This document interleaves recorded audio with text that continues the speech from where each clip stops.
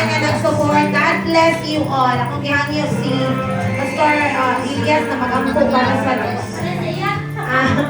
sige. Hello, Queen. Kuya Jose na lang, alin report.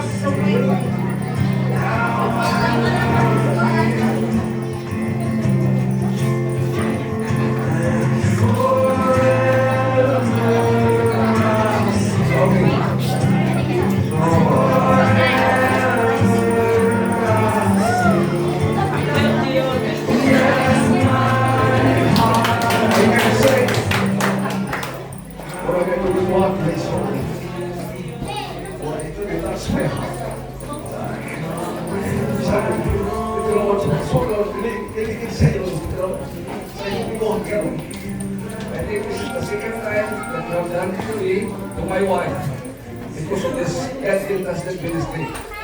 So salamat kayo sa inyong ginabuhat.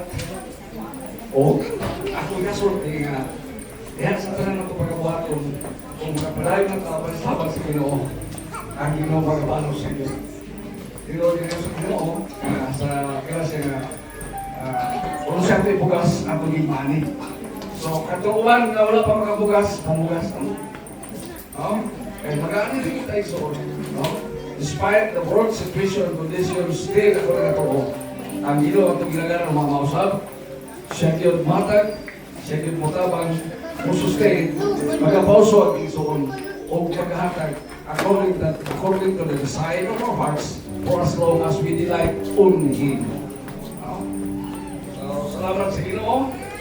Salamat kayo, mga primary, mga leaders, men and women, young people, boys and girls, tanan nga nagahimo nili, mga bagong mga daan, sa tanan nga nagabuhat, sa kapubuton sa Ginoo, sa gusto sa Ginoo, salamat kayo sa inyong ginabuhat.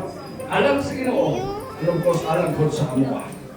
So, mag-ampo tayo son, mag-ampo ko alam sa inyo ha, kung sa ato kong natalanan. Gamahanan ng wala niya Diyos, ako kang pasalamatan. Hallelujah, ang mga kasing-kasing.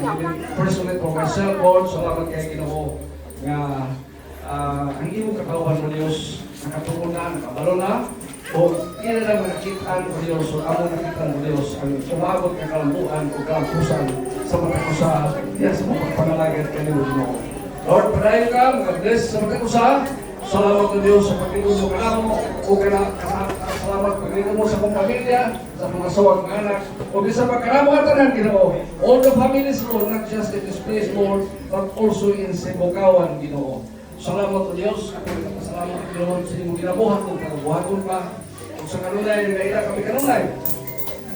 Now, we always need your help. Holy Spirit, we always need your help. Ginoo, ang utabang ka na mo. Magkauna ka na mo, magkatiya ka na mo, Diyos.